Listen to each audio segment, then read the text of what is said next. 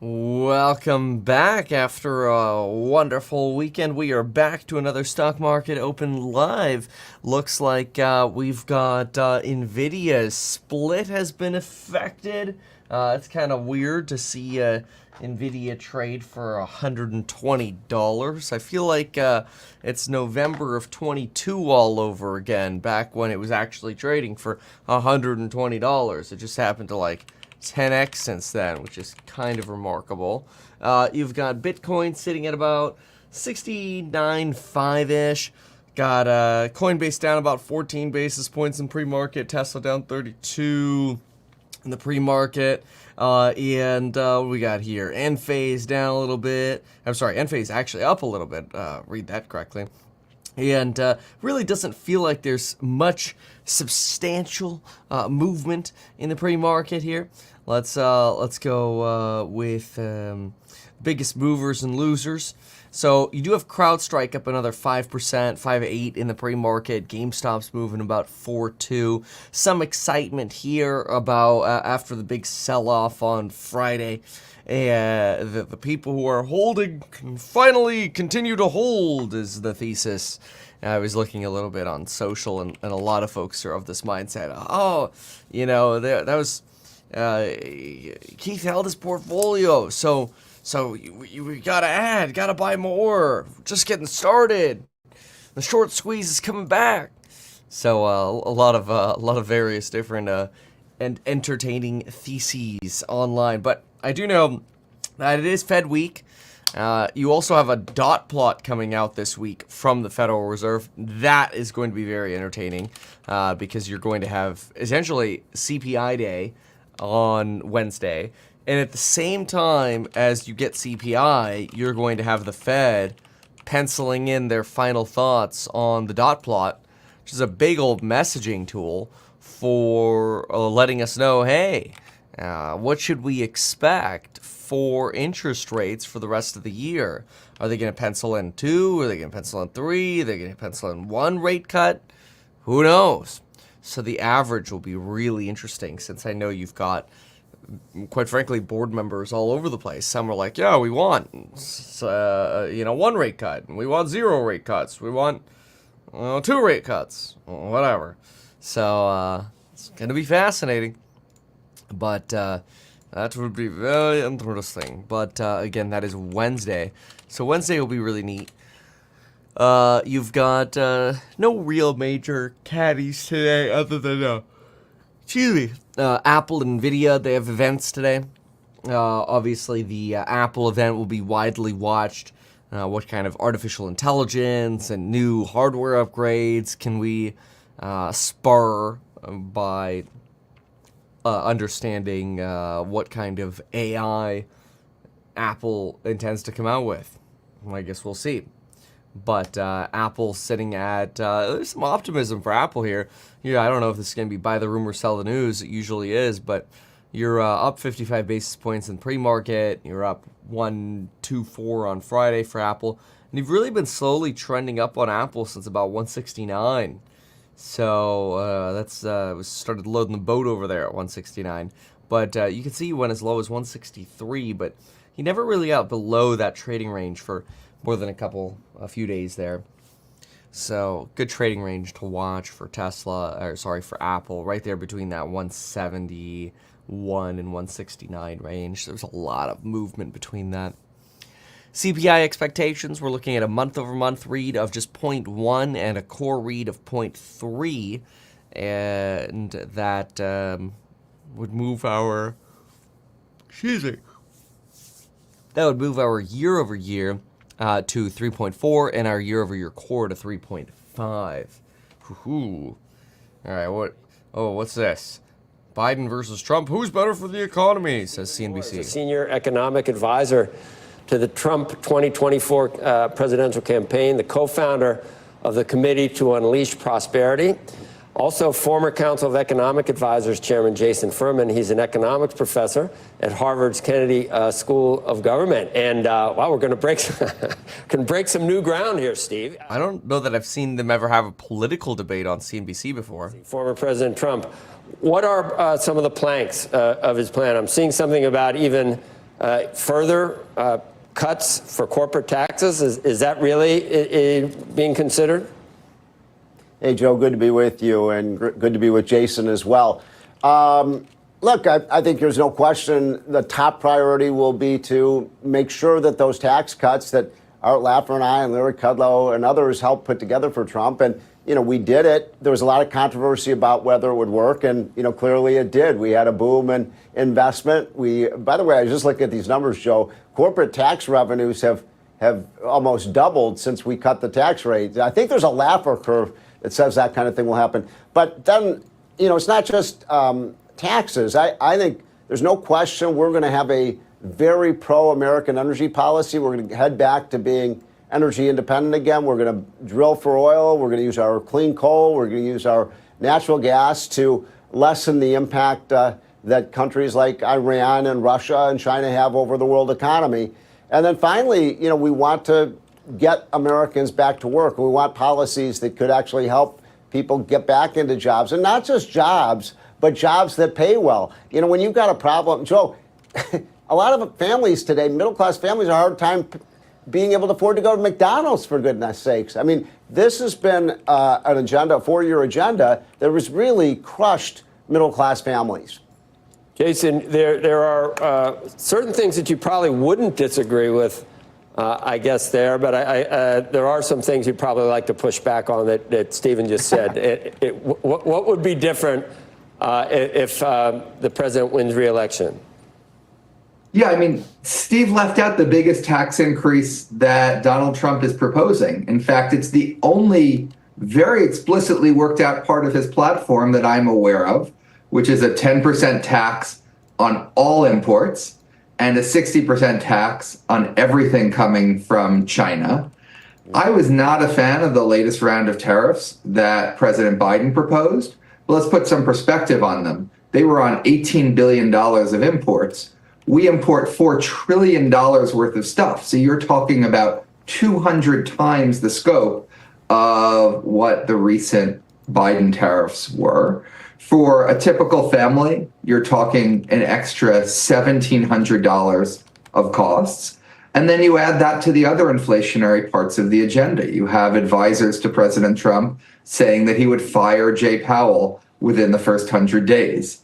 That would set up a massive amount of uncertainty, court cases, and the like. Let's say he doesn't fire him in the first 100 days, but he just tweets at him saying that he's worse enemy than President Xi, which is what he did the last time he was president. One of the things that President Biden has done that I really respect has been to respect and strengthen the independence of the Fed, even while it was raising rates really rapidly. I'm going to run a poll. What does everybody think? Should Jerome Powell be fired? Take me about 20 seconds here to get it out. Especially in terms of inflation and tax increases on middle-class families. Jason, I think I asked you about the capital gains increase, and you really weren't that anti-capital gains that President Biden was talking about. And what about the taxing unrealized gains? Both of those, to many people, those are both sort of anathema to any normal economic thinking. Do you go along with both of those? All right, I've started running the poll. Should Jerome Powell be fired? Yes or no? That we've just been talking about, Joe. But look, there's a lot of economic logic to taxing unrealized gains. Right now, one of the problems with the capital gains system is that it locks in your gains. It dissuades you from selling because you want to hold until later when you get a lower rate. That is a proposal that applies to a relatively small slice of people.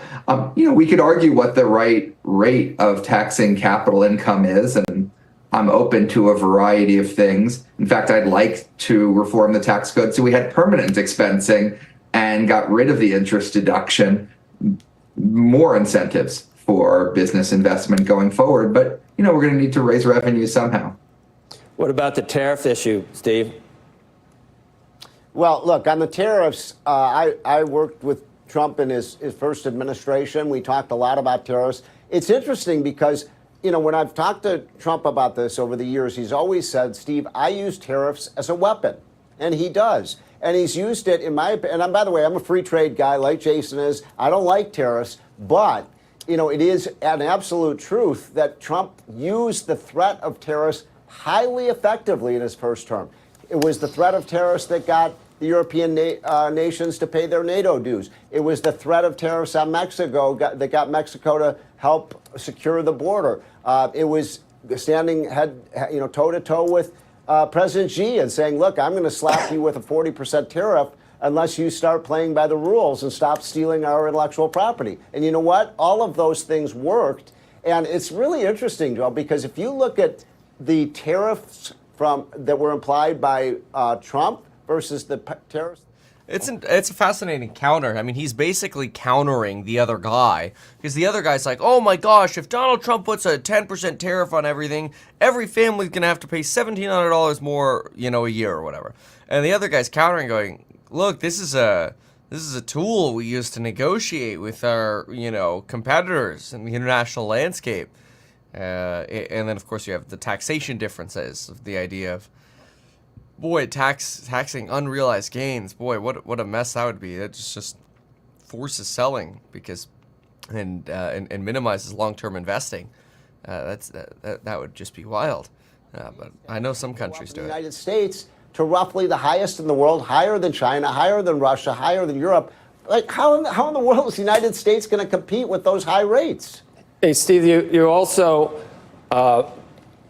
mentioned a report about what would have been added to GDP if a lot of the fossil fuel, whether it's executive orders, whatever you want to. I think that the Democrats would say we've never been producing as much oil. I mean, I don't know why they'd admit that, because that was supposedly what. Right. All right, oil production is going to be a little boring, so we're going to pull off this. But let's see what else there is in the world of news today. I think it's a relatively quiet start. You've mostly got anticipation over Apple's event. You've got Hunter Biden's trial resumes. Oh, a lot of trial work. Gotta love trials. Okay. Then let's see here. Traders are bracing for volatility on Fed CPI double blow. Oh yeah, well that's fun. I like that. I like the idea of trading the Fed and CPI news. I think it's gonna be really entertaining. So, if anything, it feels like the last week and a half, markets they've just had less momentum. It's been less movement to one side or the other. It's been a lot of sideways. And to some extent, it makes sense, right? As you lead into Fed and CPI data, you're seeing movement sideways rather than, stark directions in one way. But anyway, the Apple event, by the way, starts at 10 a.m. today. That tells people don't invest in the industry. I can't think of any industry that would do better if Trump wins than oil, gas, and coal, by the way. We should be producing more of our clean coal as well. What do you think, Jason? First of all, let's talk about things like the so-called Inflation Reduction Act and the investments in clean energy. Those are investments that the big oil companies are out there defending because they're making a lot of clean investments as well. They're facing a lot of uncertainty in terms of those investments going forward if President Trump came back into office and fulfilled his promise to get rid of those subsidies for clean energy. That's one of the really important industries that we have in America right now. Second of all, Joe, you already went through it chapter and verse. We're the biggest oil producer in the world. We're a net oil exporter at this point in time. We basically are energy independent in that sense. But you're never energy independent from global events. Events happen around the world, and they are going to affect the price of oil here. That's true no matter how much oil we produce. You can never insulate yourself from the global price. I do want to go back to the tariffs because the main thing that President Trump tried to negotiate was an agreement that China would buy more of our exports. And they're not buying more of our exports. They didn't keep to that agreement when President Trump was in office. They haven't kept to that agreement when President Biden was in office. Moreover, I have no idea what Trump is trying to accomplish with a 10% tariff on every single import coming from every single country. Yeah, I mean, I think they're taking the hyperbole here and arguing that, but I mean, Trump did say that. But anyway, yeah, boy, I see somebody in the comments here. They're like, "Oh, the next 5 months are gonna be hell." Yeah, I totally agree. I think, I even think there's a chance it contributes to a real estate slowdown where you have people just become very indecisive around the time of an election. So anyway, I got a short position in a particular stock I'm building. That's going to be a trade for me over the next probably few weeks, like maybe 4 to 6 weeks. We'll see. I'm starting to build it slowly. I'm going to expand it, and we'll talk more about it in the future. But for now, if you want to know about it, make sure you're part of Stocks and Psych.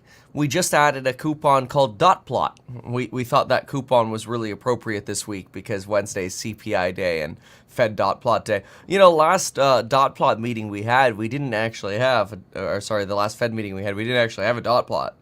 The last meeting was May, and you just got commentary. But now we're going to get a summary of economic projections again. We're going to get the dots. It's going to be really, entertaining. So I'm creating a special short position that hopefully will work really well, and so far it has. We'll see how it continues. But anyway, yeah, I'll keep sending alerts on that position, and if I add any others to it, because there's another one I'm thinking of as well, a second short. And so I'll send that out in the Stocks and Psych group. Anyway, for now, let's see here. Apple AI push set stage for smarter AirPods, robots, blah blah blah. Yeah, we'll see. I think people set these really high expectations, so we'll see what happens there. Okay. Let's see here. Tesla. Oh, that's right. Tesla's pay package vote is this week. That's going to be intense. So that's June 13th. So June 13th, a Tesla pay package vote. According to Elon, 90% of retail shareholders are voting in favor of the package. The question, though, is how many retail individuals are actually voting. Retail holds, I think, like 40% of the stock, but retail's also, famous for not voting. So it's really interesting. Thoughts on AfD doing well in Germany? Well, they were doing really well at the end of last year, and they started losing some of their strength. And we'll look at some polls here. But I'm pretty sure they started losing in the first and second quarter here because they went a little too extreme. But let me see what's going on today here. I know let's see here. Okay, so the CDU, we had elections. I want to see. Oh, now we can get away from polls and actually look at elections. So AfD was projected to finish second with 16%. Wow, that's actually pretty good for them. Yeah, I think they really stand for this voter that's tired of the level of asylum seekers that have come into the country, immigration seekers, and the potential cultural shock and crime that's associated with that. Unfortunately, they've gone through some extreme ups and downs because they've almost gotten canceled for the idea of some of the extreme, bring back concentration camp analogies that have been made, which are really extreme. But that's interesting. Yeah, that's and the current chancellor actually finished worse than the AfD. That's crazy. That's interesting. 13.9%. Its worst result in a national election since the party was founded well over a century. That's a pretty big hit. And Merkel's party seems like they finished first. That's the CDU. But okay, yeah, okay. Wow. Yeah, these multi-party systems are really interesting. And in just most of these other countries, you have coalitions that need to be formed between all of the various different parties, so you can find really a ruling coalition. Whereas here in America, it feels so unique that we really only have two parties. You look at the UK, Germany, France, India, it's not really like that. But that's really interesting. That is a fascinating result. They were somewhat implying, or at least the polls were implying, that support for them was substantially declining in Q1 too. But clearly people still came out to vote. That's very interesting. Yeah, at one point, it looks like their peak polling, though, I'll show you what I'm looking at. Their peak polling was sitting around Christmas time. You were at about 22% for the AfD. And then they in polling, they dropped to 17%. And I think they just got 16%. So it seems like the pollings were actually relatively close. Oh, no, I don't want to talk about that. Eli Lilly stuff. U.S. needs to be the first nonpartisan. Boy, yeah. It's amazing just how divided things have gotten, though. Really tough. Will we ever have more than... It's very difficult with the Electoral College to have more than two parties in the United States. Yeah. Well, it's not that we can't have more parties. It's just that our Electoral College system really rewards the top two. And so you don't really have a setup for a coalition government.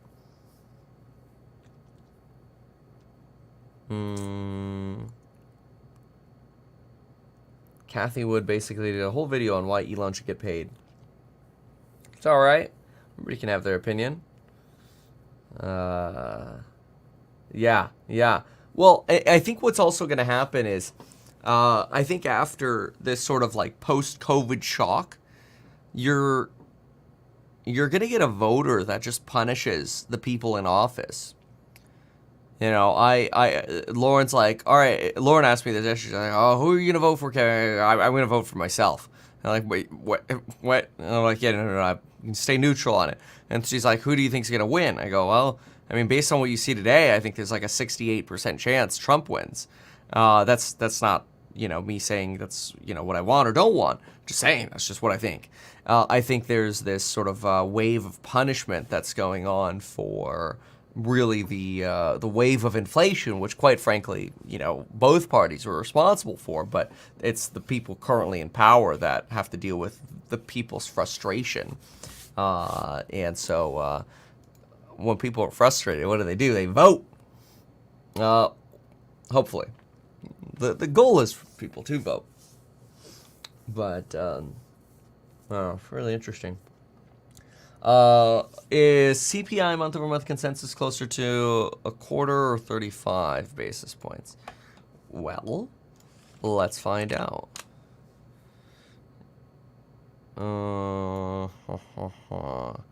CPI core survey.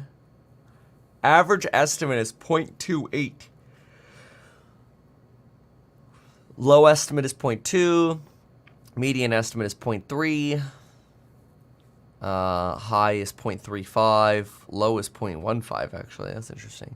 But it's just most people seem to think it's going to be between 0.25 and 0.3, it seems. Most of the economists. How many? You've got 42 economists in. Yeah, almost everyone here seems like they're at 0.3.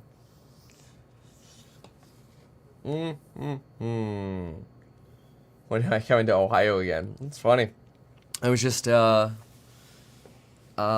the Midwest. I was just in Omaha, Nebraska. I drove by Warren Buffett's house. Checked out some other real estate. Went to Iowa and Denver. Very interesting. So, what else? Morning. Good morning. That's right.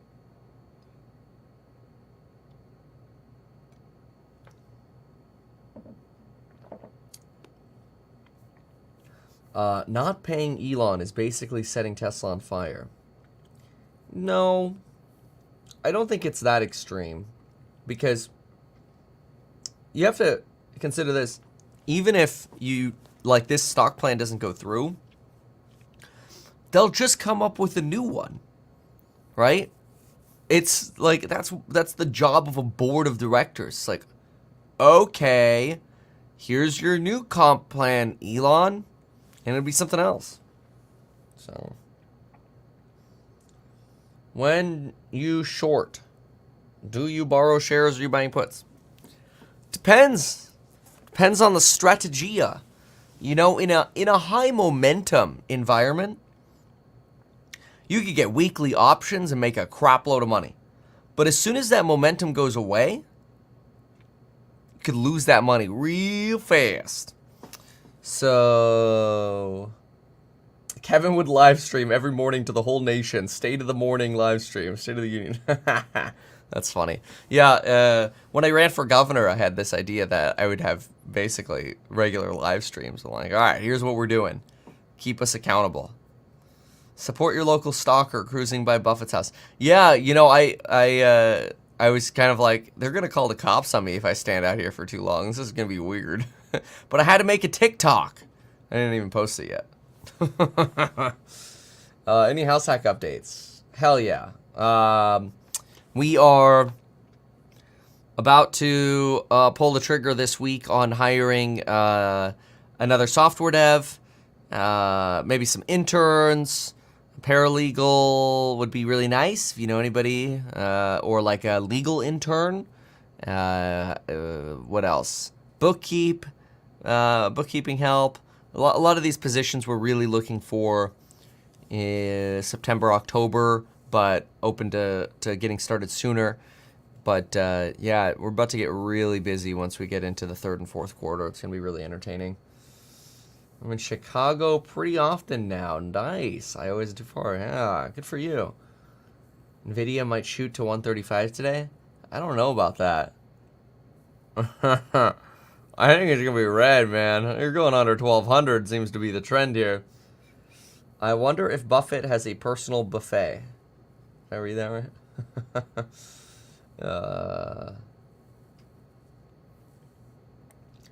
What's my coffee of choice? I don't know. Whatever Lauren buys. She the boss. These comments are hilarious. Oh, did AMD downgrade? Fitness Boy says, I signed up for Stocks and Psych. I'm unable to access the course member live streams. Well, email staff@meetkevin.com. We get back to every single email and staff@meetkevin.com daily. So I know you said you've reached out here, but sometimes what people do is I'll see it is like, they'll reach out like Sunday morning at 8 a.m. Hey, I need access. And then they'll reach out again like at 1 p.m. on a Sunday, and they'll reach out again at 6 p.m. on a Sunday. I'm sorry, I don't make my employees work on a Sunday when they're at church or trying to spend time with family. So you're just gonna have to wait a little bit, but it'll get taken care of today. But yeah, you'll get in, and watch Lecture 1.0. It'll help you out as well. Lecture 1.0, but otherwise they'll help you out. So, which app do you choose for annotating PDF? I used to use GoodNotes, but they turned into crap. And I'm actually a big fan of PDF Expert now. Yeah, what's the email? The email's staff@meetkevin.com. Here, I'll put a banner up. Okay, we're going to call this the flash sale coupon for the programs on Building Your Wealth. Expires Wednesday, June 12, 11:59 p.m. Coupon code .plot, Fed and CPI day. There we go. Look at that. We got ourselves the little banner at the bottom. That's pretty cool. Oh, and we did some new art. I want to see what y'all think about this. Let's see here.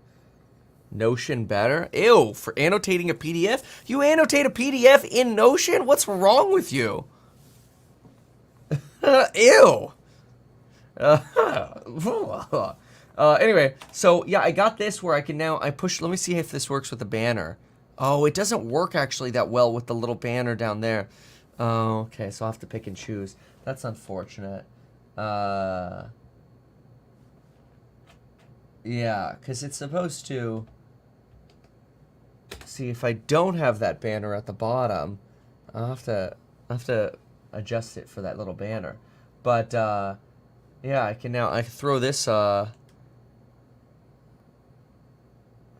looks like I have a little more work to do than I thought. Oh, yeah, what a ripoff. It doesn't seem to want to work today. I've been cheated and scammed. What is this? Oh, there we go. Oh, it's not saving. What try? There we go. See, look at that. We did a little not personalized financial advice banner. We thought that was pretty cool.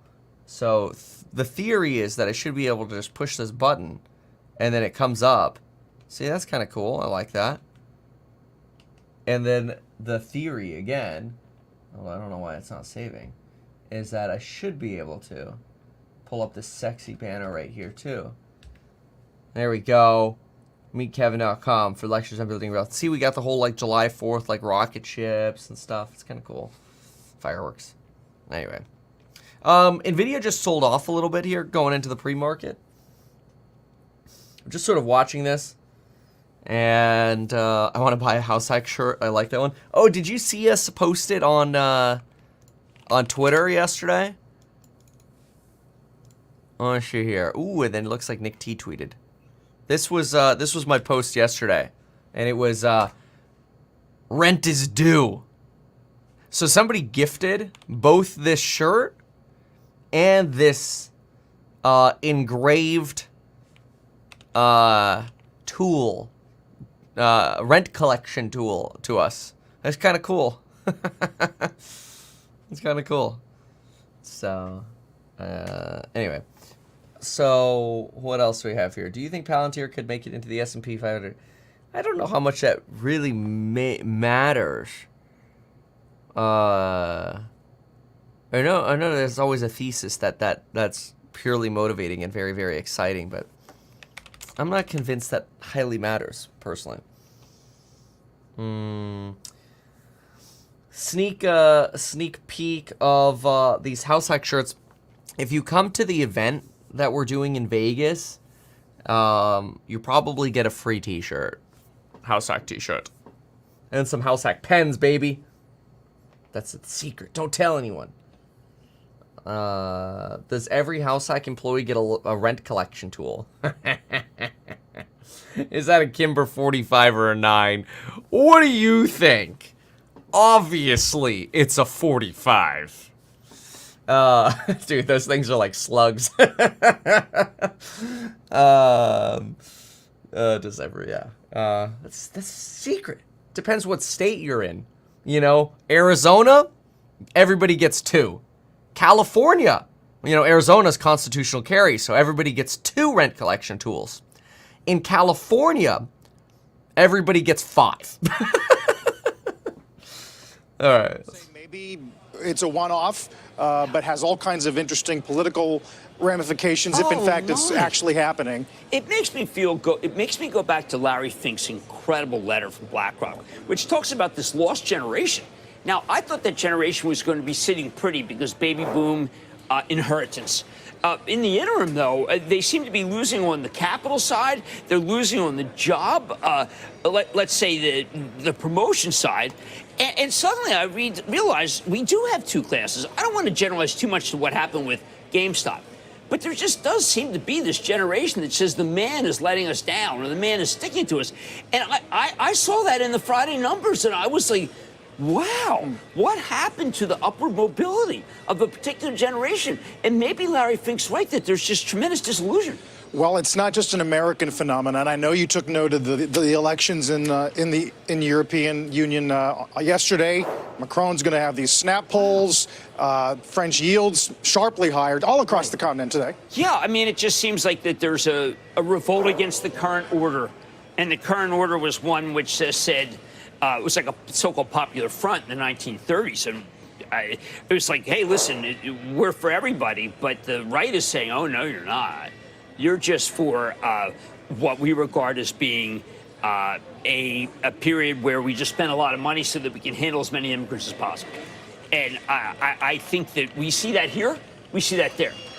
And I think that the difference is that they have. Wow, Max. That's actually really interesting. Max here just mentioned that there's reporting that 10,000 jobs have been cut due to California's $20 minimum wage law. So remember just what happens from an economic theory point of view.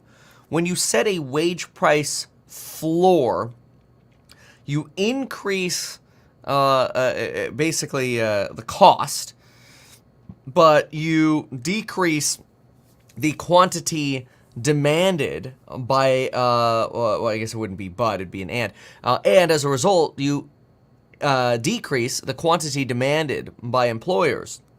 And so what actually happens is the market says we need more people, but the quantity demanded is way fewer than what's needed because of a price floor.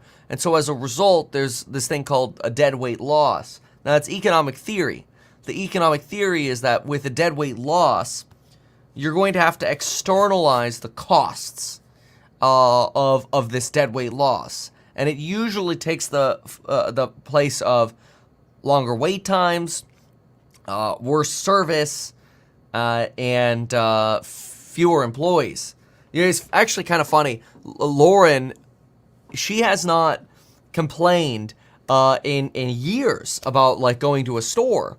But yesterday she's like, oh my gosh, I went to a CVS and just the lack of service, the slow service, and the amount of people just like in line with like the most bizarre like complaints or requests or problems was insane. So it made like wanting to buy one item really, really hard. And the reason it was really funny is because yesterday I was in Council Bluff, Iowa, and I had the same problem at a Walgreens. Just this lady's got like 20 items, and she's like, what? Why is it $300? I want to see an itemized list of all these expenses. And the lady's like, ma'am, I can't show you that. I'm going to have to void the transaction and start all over. She's like, well, then void it. She's like, then I got to get the manager. Like, no, do it. And it's like, oh, retail sucks. That could just be an anecdote. I mean, it obviously is, but it's just like, I just buy stuff on Amazon. And it's one of the reasons I just feel like I'm starting buying Amazon stock. It's just like, first of all, they're profitable on the retail stuff now, which is insane to me.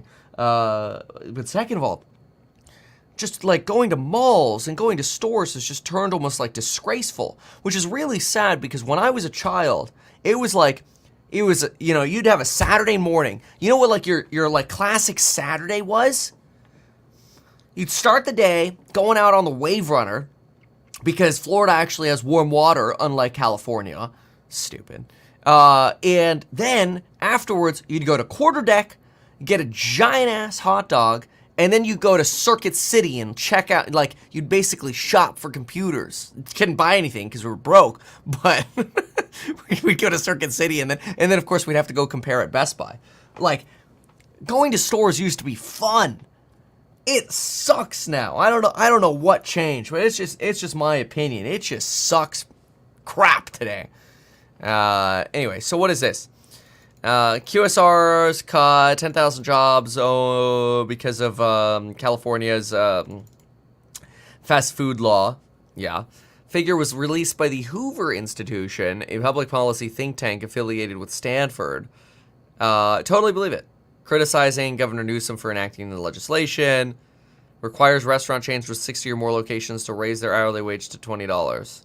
And then, of course, prices have gone up and employment has gone down, of course. They went bankrupt too. That's right. I very vividly remember Circuit City going bankrupt. Yep. Too many thieves, which leads the front of the store to feel like you're entering a prison. Yeah, unless you go to Trader Joe's. Walking into the surround sound rooms at Circuit City. Yeah, I know exactly what you're talking about. I love that stuff. You know, it was great. And then Best Buy was trying to like compete with them. I used to work there a lifetime. No way. Oh yeah, Circuit City was where it was at. It was great. And the people were, at least in my Circuit City in what was it, Sunrise, Florida. This is Sunrise or Plantation. The city lines right there. But they were actually knowledgeable. They had knowledge. It was great. Anyway. Would say, listen, my draft Oh, Radio Shack, stop. than their Robinhood. But Robinhood got away with look at the breakdown of Robinhood. It's like crypto and options. But they got away with it. Why? Because like, why shouldn't they? We had Gary Gensler on. He didn't say, look, I think Robinhood's bad for the market. I'm saying there's two tiers here. There's the old, which we all think is right, because it represents trying to find a really good stock of a really good company. And there's the new, which just says, what the hell do you care about how good the company is? Oh, wow, look at this bounce on Tesla. Like, I always find it so funny when I'm just kind of scrolling around on the sticks, and then you see these like perfect bounces on the lines. I'll tell you, I always say in the Stocks and Psych group, I always say, learn from my successes and learn from my failures. Like, I'm not here to guarantee you every single thing I do makes money, but I think I can guarantee you're gonna learn something. And what I find is when I trade the lines, I do the best. That's just what I feel. It seems like if I follow the lines, it does well. As soon as you start sort of deviating from the lines, like, oh, I'm gonna catch this trend over here or whatever, you just get smoked. But this is like glorious. I mean, I love seeing bounces like this. I think it's really entertaining. Do you give student discounts for your courses? Email us at staff@meetkevin.com. Tell us what your beef is. But usually what people do is they just bundle up. So they're like, hey, you know, I want a custom bundle between this and this or whatever. Okay, so what is this? Nick T, JPM and Citi scrapped their calls for a July rate cut after last Friday's jobs report. That jobs report was such fugazi. I mean, what was it with the difference between the payrolls or the part-time and the full-time? It was huge. I wrote it down over here somewhere. Hold on a sec. So Friday. I did a lot of flying this weekend. It's actually fun. You know, it's really good to get out of the house. It's, you get, like, depressive if you just sit in one place all the time. Full-time workers, negative 625,000. Part-time workers, plus 286. Sounds like a strong economy to me. Oh, my Lord. The line is 175.60. That's where I have my line drawn, for whomever was just asking. Someone says they went to a supercar event over the weekend. Oh, that's pretty exciting. I used to go to car shows with my dad. And then we'd go to, what was it? I think it was called Roadhouse Grill. They used to have this place you could go and they'd have these metal tins and you could eat peanuts out of them. But not like, just like, you know, loose peanuts. You'd have to crack the shells and then you chuck the shells on the floor. So like the entire restaurant was just covered with peanuts all over on the floor. I wonder if I could find a picture. Roadhouse Grill, peanuts, floor. Yeah, let's go. This must not even be a popular Roadhouse Grill in that picture at the top right. But they'd have these giant barrels too, and then you could take these little tins and you could go to your table with them. See, there, oh my gosh. These were the days. That was back before you had like health inspectors. Oh, man. Comp USA. Oh, no. Oh, no. When Lambo. No.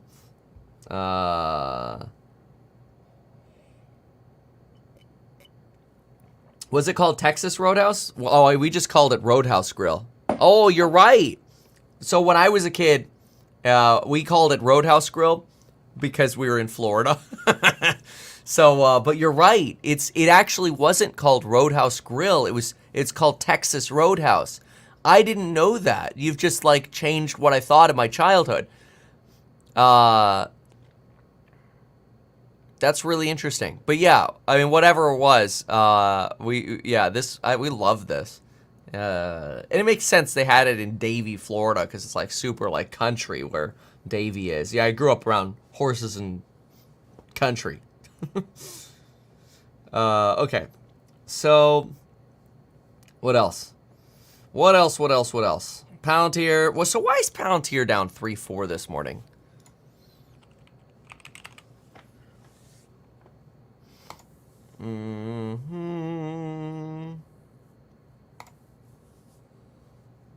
Okay.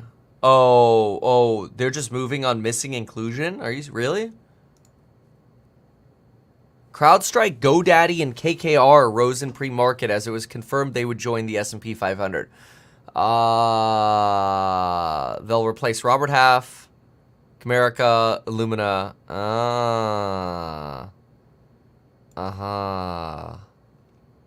That is interesting. Okay. Really? That much of a movement just because of S&P include? I think that's probably why it ran up at the end of last week then. Nothing says Texas like upstate New York. Let's go. My company started using Palantir Foundry for AI scheduling and everyone hates it. Please reveal the name of the company.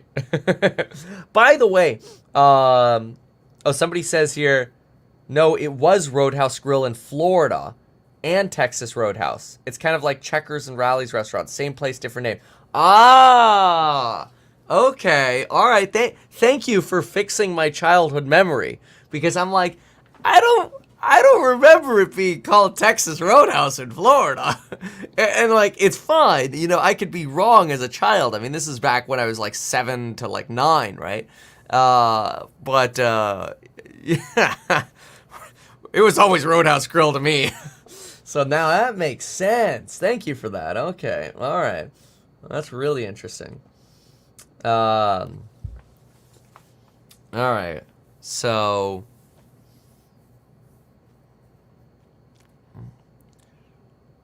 all right. So that's Palantir. Okay. What else? Okay, we looked at that. We looked at the NIC-T.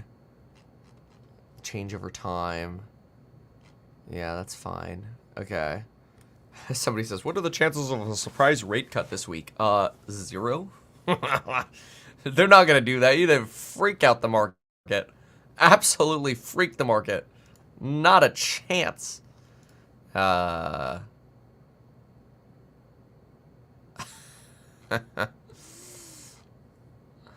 Okay. All right.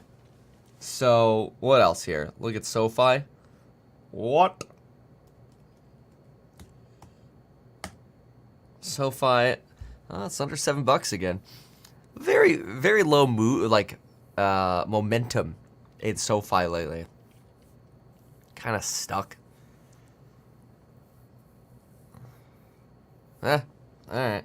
So, what else? GameStop sitting at 4.9. Upwork, Enphase 0.75. We've got Palantir 3.35 to the downside. Embraer, I can't believe it's at $28. It's a great company. Nvidia down 118. Tesla's down 63.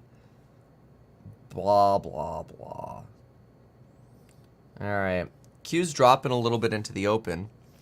Let me take a look here. How about... Let's see. 10-year Treasury's up 2.9 basis points this morning. Dow's down 17 bips. S&P's down 19. Nasdaq's down 24. Yeah, I wouldn't be surprised if you get some red over the next couple days, just as people get nervous about Fed and CPI day. I can't remember the last time we've had a Fed and CPI day in one. Like, that's pretty rare that they're in alignment. I don't think that's going to happen again. Let me see. Fed FOMC calendar. And then I'll pull up the CPI calendar. And I'll put them next to each other. And we'll see. So, June 12. That's crazy. Then you've got July 11th for CPI, July 31st for the Fed. August 14th for CPI, nothing for the Fed in August. Then you've got September 11th for CPI, September 18th for the Fed, November 7th for the Fed, November 13th for CPI, December 18th, and December 11th for CPI, yeah. So, it's pretty rare. Another thing I think, real estate, I've got to make a video on this, but real estate's starting to slow down way earlier than usual. Could in part be because of an election year. But if you think the market's or the economy's going to do well next year, there could be some really nice dip opportunities in what I call the COVID markets this winter. COVID markets are like, where did people go during COVID? I call those COVID markets. So I think there'll be less opportunities in the non-COVID markets. But we'll see. Ooh, did I ever go back to that Sunday Live where Powell announced his rate cut? Ooh, no, I didn't. Should do that. Oh! Has anybody ever been to, what was this place called? Futter Putter? Or something like that? I don't know, I thought it was kind of cool. Still gotta post my picture from there. It's like a putt-putt mini golf place. Anyway. So I don't even know how to share it right now. Oh, I know what I can do. So there we go. This was cool. Omaha. There it is. I like big putts. All right. Every year. You have not even been in the first part of your division. Don't you think we need change? I know, and it's not like you can blame the backdrop of travel demand. No, you can. As you mentioned, travel demand's as strong as it's ever been. Can I give some examples of a COVID market versus non? Yeah, so COVID markets are like your Boise, Idaho, your Austin. These are basically like where did people flock during COVID? And then your non-COVID markets are like, San Diego, for example. That's not to say people didn't leave California, but it is to say California was underbuilt during that time, whereas the other areas were overbuilt. So really what you had this explosion of buyers, which led to an absorption of inventory way faster than sellers could keep up with, which led prices to skyrocket.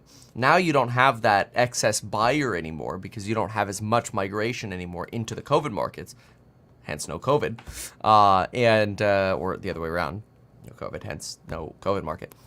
And so what you find is that inventory is building substantially more rapidly in a lot of these areas to where it's actually starting to have a price effect. And so there's a combination there because you can see inventory go up and price not move. Usually, though, when inventory goes up, price does end up moving. So it's a lot of nuance. Every market's different. There's not an easy way to say, oh, for sure, every COVID market's going to have some opportunities this winter, but I think it's going to be pretty glorious. Yeah. All right. So what else? I think next. We are waiting for the opening bell. 6 minutes. Kind of exciting. Let's see what the Doomers have to say. Doomers!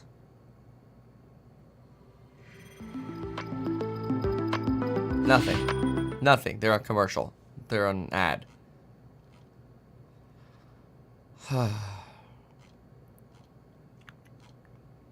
Yeah. All right. Well, I guess we're just stuck waiting to see what happens.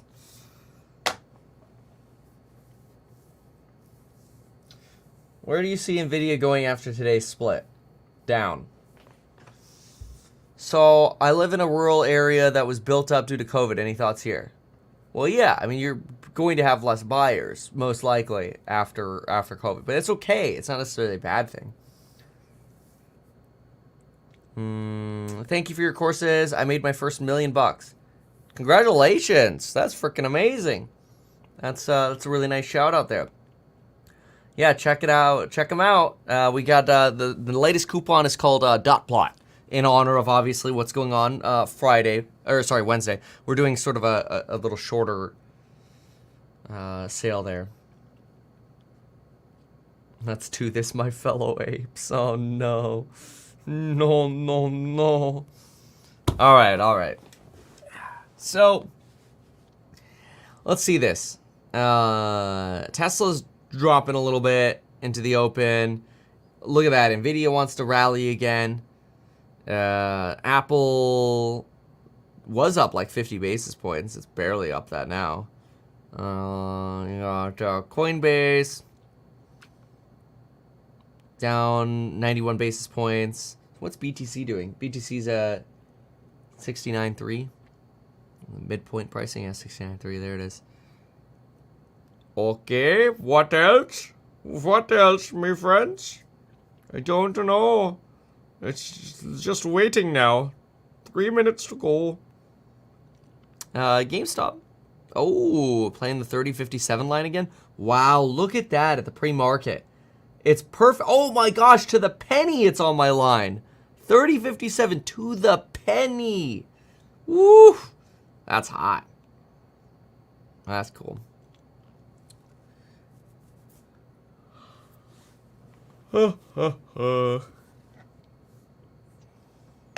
So, what else?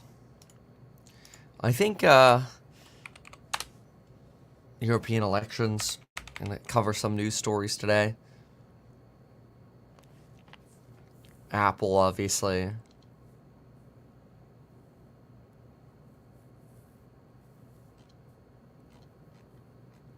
The Apple event should be fun. I'm very curious to see if their AI has any practicalities to it. Doing lines again. Oh, I do lines every day.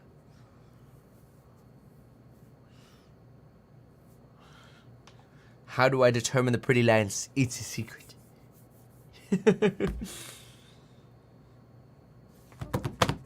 Okay. Well, it's boring. I need some action here. 2 minutes for action. We're taking so long to get to the action. So, I know what we could do. We can get Who Wants to Be a Millionaire ready. Or we could just like, I don't know, do like a quick Rome and Rust or something. Check to see if the base was rated. Oh, yeah. Alright. Well, we're almost there. 1 more minute to go. Qs are down 1/4. Nvidia's down 1/2. Apple goes negative. Tesla's almost down 1%. Bitcoin's at 69.3. Smells like some fear entering the market. Ooh. I wonder what that will do to my short play. Yeah, well. Oh, I think I'm gonna mess that timing up. I gotta try to time it. I think I have to time it to about here.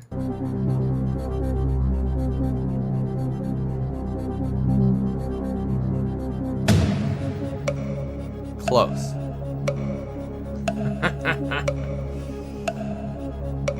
Yes.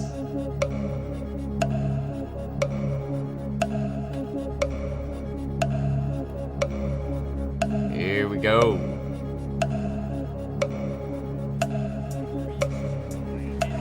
Lisa Sue's doing a remarkable job. This does not give her, I think, the credit to that, but that's okay. I mean, they're trying to make the point that it doesn't matter. Lisa Sue's doing great. Wall Street's gotten ahead of her. I don't disagree that Wall Street expects more, but I think what Wall Street expects is inherently unfair versus what she can do. That's a good note. Something to keep in mind as we get the opening bell here at the big board. It's the International Cricket Council and RWS Global, a live event producer celebrating that Cricket World Cup. At the NASDAQ, it is payroll service provider ADP, celebrating 75 years, Jim. As for NVIDIA, we do get the 10 for 1. A lot of revised targets today go to, say, 140 at TD Cowen's a good example. Yeah, okay. So here we go. Apple's red. Tesla's down 1%, right on the line. It is on the line. 175.60 is the line that we like to pay attention to. And then you've got the Qs, also down a quarter. A little bit of red over here. Let's see, how's GME moving? Oh, Apple's trying to go back to green. And, ooh, GME gave up like 4% there in the span of not much time. So that's very interesting. Yeah, let's see what we've got going on over here, Jimbo. And then the stock could begin to march again. David Costin at Goldman takes a crack at what splits do for liquidity over the long term. And he argues, I think that he would argue that over the longer term, it is a positive. Yes, absolutely. Yeah. Because you don't want, I mean, no, it's always good for employees. That's what all CEOs say. But there is a cohort that's come back to the market of individuals, and they don't want to own a fractional share. This whole fractional share thing, which is a canard, it's not what people want. I think in theory it's what people want, but there's an emotionality to splits. Emotionality, okay. I used to, with my friend Herb Greenberg, break a pencil and say, look, now you have 2 pencils, big deal. It always worked as being able to show that there's no value created, but it was meaningless because what happened? Wow, Tesla just went green. Like, what a flip there. Like, wow, I can get in there finally. I couldn't get in there before. Right. Meantime, Evercore with this remarkable chart, our suggestion that NVIDIA could become one day 15% of the S&P. Right now it's about 6, let's say. I mean, look, Jensen's got a 20-year view. He's always had the 20-year. If it's in 2005, he's in 2025. Jensen's not one of us because that is patronizing. And it makes me say, oh, he doesn't.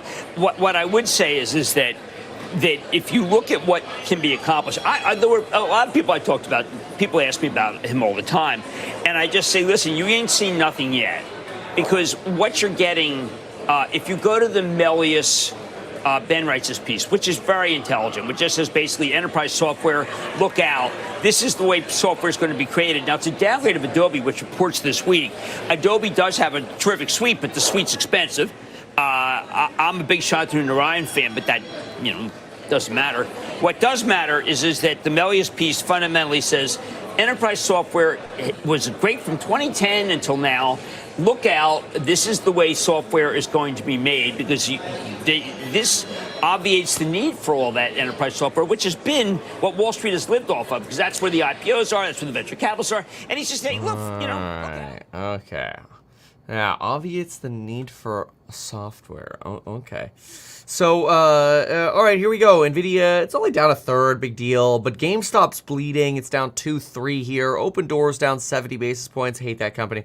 Apple is slightly negative. Tesla's trying to go green. I mean, it's the perfect line to try to buy a bounce off of, apparently. I mean, here we go. It sort of reiterates it again. And you've got Apple's just bobbing around green and red here. The Qs want to trend up, so it seems like there's a desire to get a trend up here. You had a red candle on BTC. Now you're getting a big fat green candle on BTC. I don't think the market has any freaking idea which way it's going today. So I always like patience in an environment like this, mostly because, the first 15 minutes are like crazy. I mean, look at this. Coinbase is what, down 40 basis points or is it down 60 basis points? I don't know. It keeps bouncing between the two. Qs are trending towards going green here. So it somewhat suggests a green trend on the day. How about Palantir as it opened?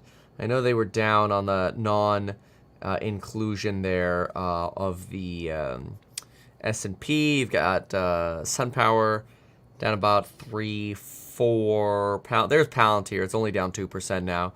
But CrowdStrike really rallying here on that S&P inclusion, up about 9.5%. Wow, it's a pretty solid move there by CrowdStrike. So wild. Because I think they just moved up after earnings too, didn't they? Let me see here.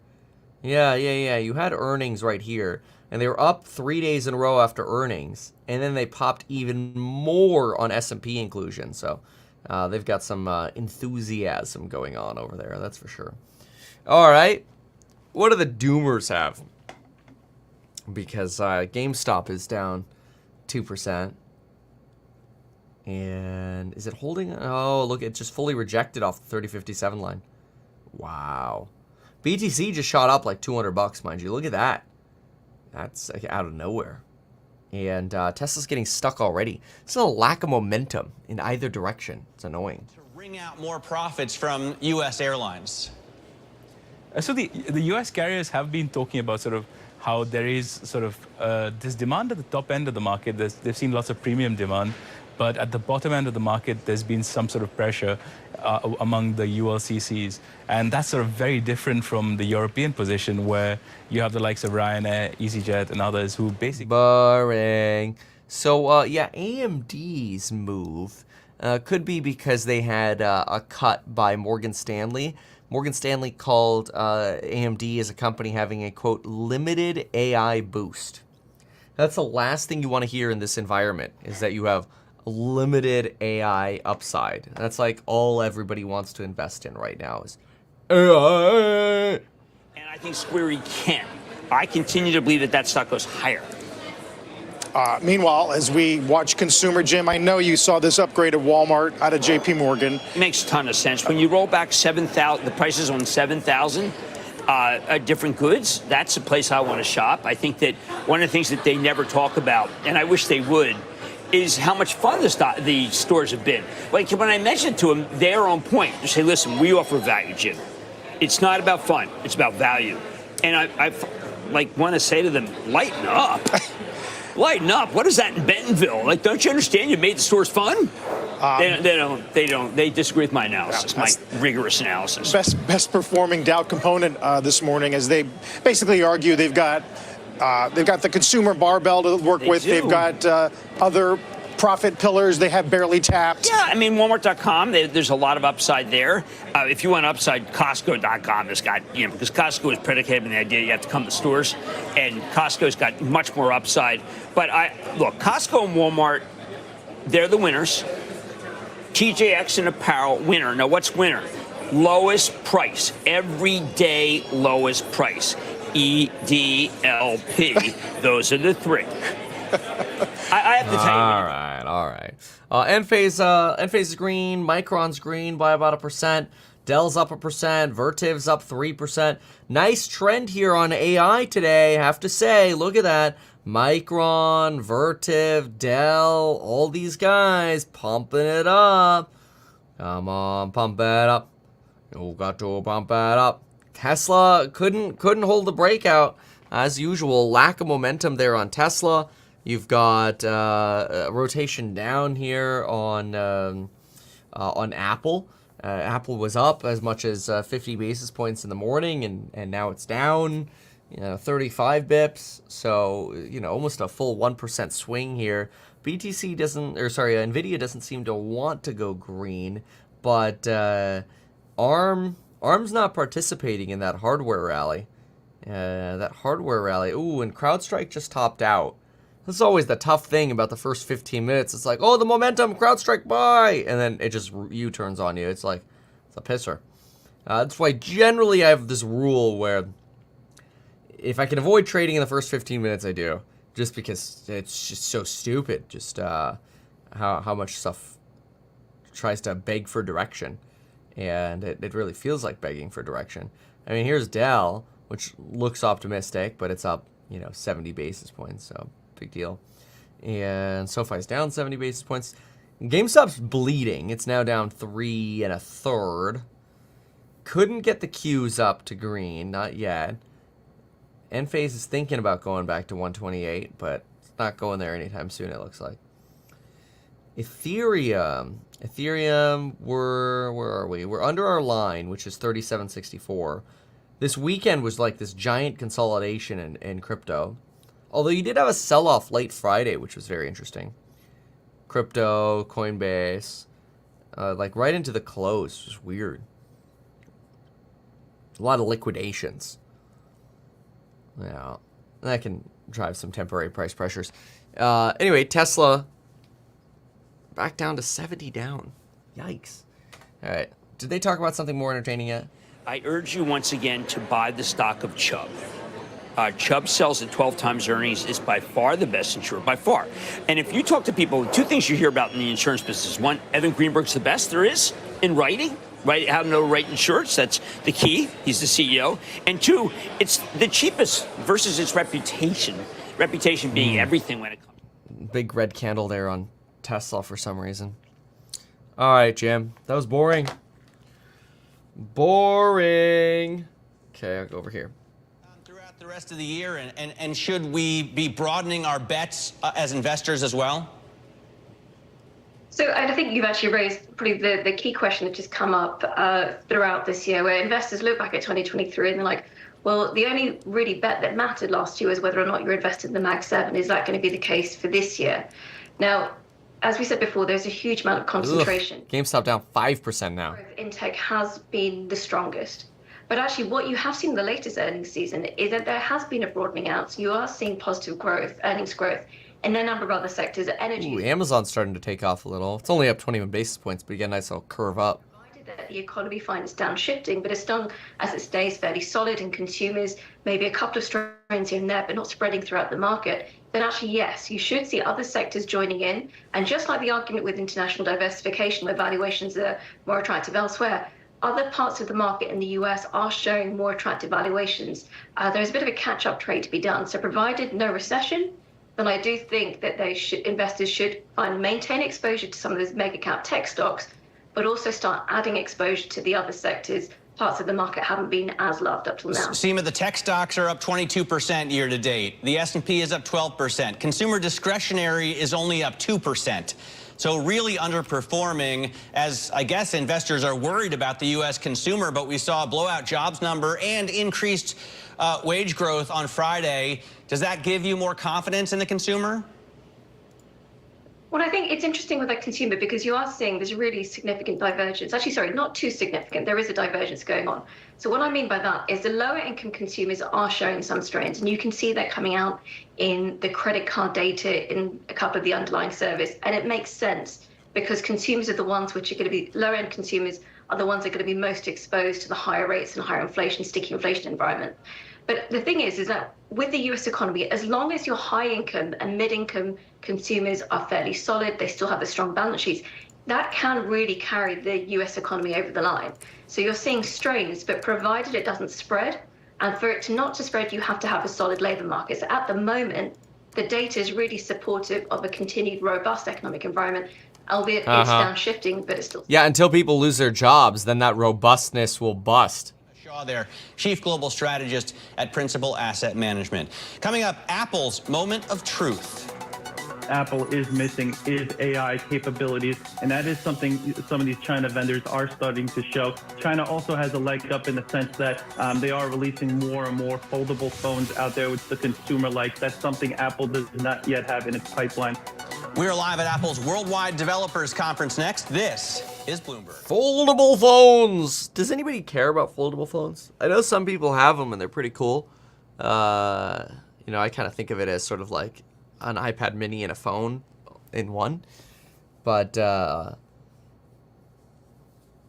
I also feel like there's some sentiment that people just don't want the what's it called, the little crack in between. That's wherever it actually folds. So whatever. All right. So let's do a quick check-in with Jimbo here.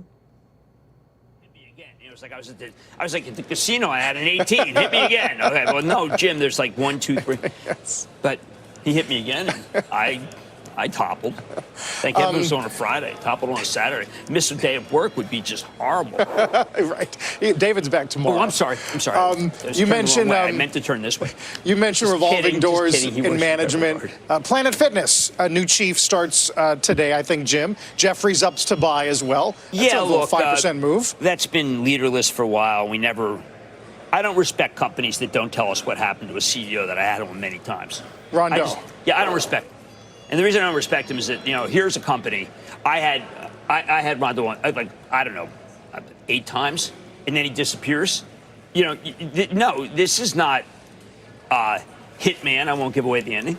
This is not one of these situations where that didn't happen, that person didn't exist. No, that person did exist. That was a man who came on the show, and he existed.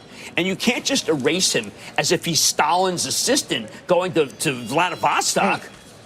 I mean, he existed. He was a person. Don't disappear him. So you want them to complete that circle. I'm a big believer in dignity. Yeah. No, that's new for me. Just kidding. We'll watch. Yeah, that's we'll see. Some passion there on. I don't usually hear him negative on companies. Usually it's always. Well, then again, you've heard him negative on Tesla plenty of times before. But so maybe that's not true. Seems to be enthusiastic there about being pissed. It's always entertaining. All right, this is like nothing going on. It's the problem. You've got it looks like Tesla's actually trying to push. Tesla, go Tesla, Tesla, Tesla, Tesla, oh Tesla, my Tesla. Rising European political risk vindicates rates trades, blah, blah, blah. UK stocks may get a boost from labor market victory, whatever. Short end looks attractive for Friday repricing. Oogie. What about, what are yields doing right now? Let's see here. Yields. Up 3.1 basis points on the 10-year. Oil's back at $80. BTC's starting to roll again.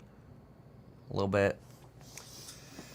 Coinbase turned negative again. Amazon gave up its run. Apple continues to bleed. Tesla's like trying. It's trying hard. The Qs are failing. The Qs just can't keep it up. There's BTC. It had a little bout of optimism, and that quickly rotated. Micron, Vertiv, Dell, all of them have now started rotating down. Faraday Futures is bleeding out like 6% to the downside. GameStop's back to 5% down. Yikes. And look at that, Tesla, right to the 178.56 line. Is it going to hold? Will it hold? I don't know. Let's see. Will the line hold true? Are you going to be streaming for Apple? Maybe. I don't know. Should I? I thought about it. We'll see. Anyway, let's see what the Doomers have. Interact with these tools. Expectations are extremely high today when you think about just how mum the company has been about its plans in artificial intelligence. It's certainly like a laggard when you compare it to tech giants like Microsoft and Google. But today, there's no surprise that the central theme will be artificial intelligence and how the company plans to integrate this technology across some of its most ubiquitous products. Now, thanks to our very own Mark Gurman's reporting, we do know some things coming down the pipe. Among those, its new AI system will be called Apple Intelligence.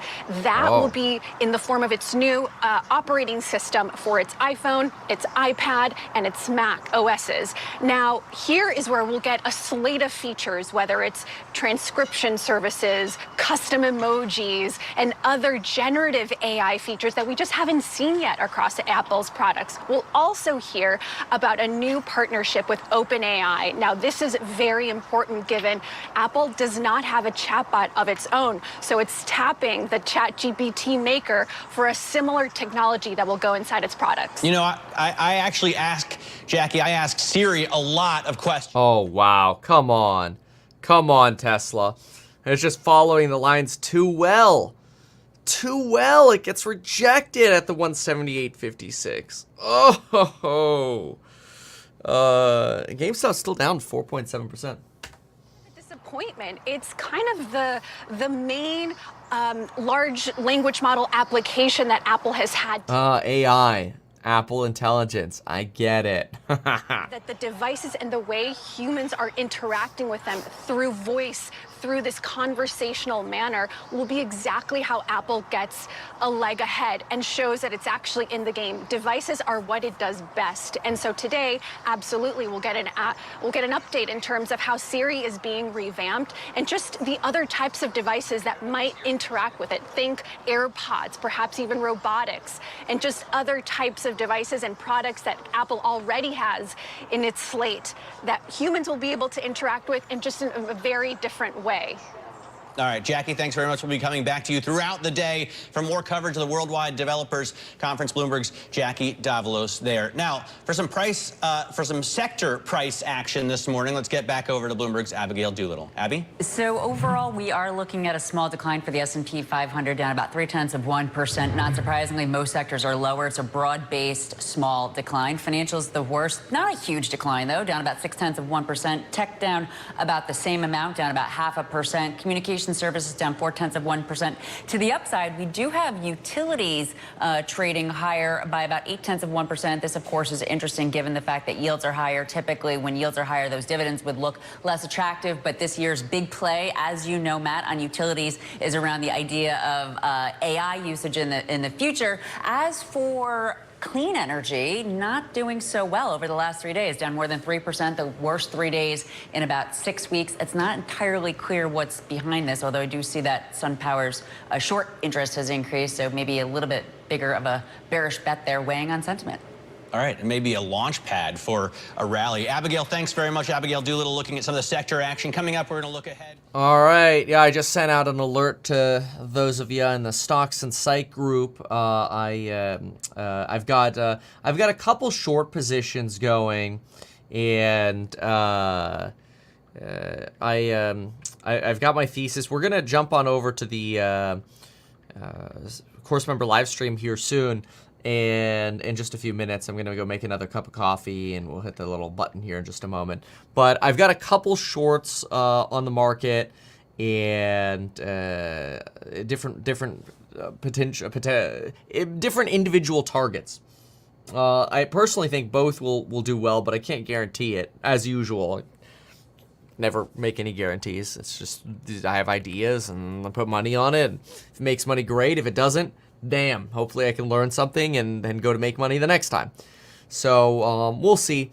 But I am watching Apple right now. It's sort of like pre-buy the rumor, sell the news dumping here a little bit, down about 85 bips, which is a little surprising given that the event hasn't even started yet. So we're going to watch that. And then we're going to watch, do Apple Live. Okay, all right, we can do Apple. That's at 10 a.m., so that'll be in about 3 hours. We can do that. And what else here? You've got BTC, 69.3. The Qs down about 26 basis points. Tesla, look at that. Rejected and rolling down. Not a surprise. Not a surprise at all. Anyway, I'm going to go ahead and push the button. Thank you so much for being here. Love y'all. Remember, use coupon code DOTPLOT. MeetKevin.com.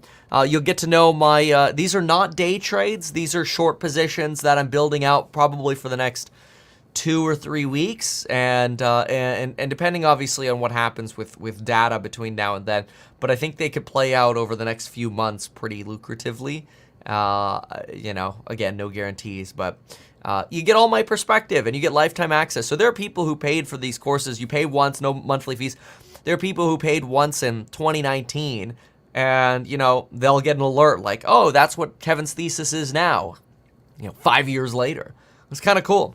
So, anyway, appreciate y'all. Let's press the button. Even though I'm a licensed financial advisor, real estate broker, and becoming a stockbroker, this video is neither personalized financial advice nor real estate advice for you. It is not tax, legal, or otherwise personalized advice tailored to you.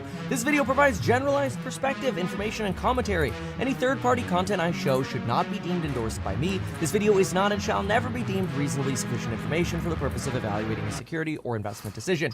Any links or promoted products are either paid affiliations or products or services which we may benefit from.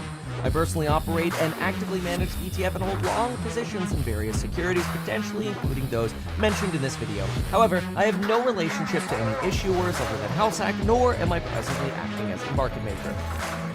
Yeah, buddy. Gosh, AMD's down like 4% right now. My goodness. All right, folks. Thanks for being here. I'm going to go make some coffee, and we'll see you soon in the Course Member Live. Bye.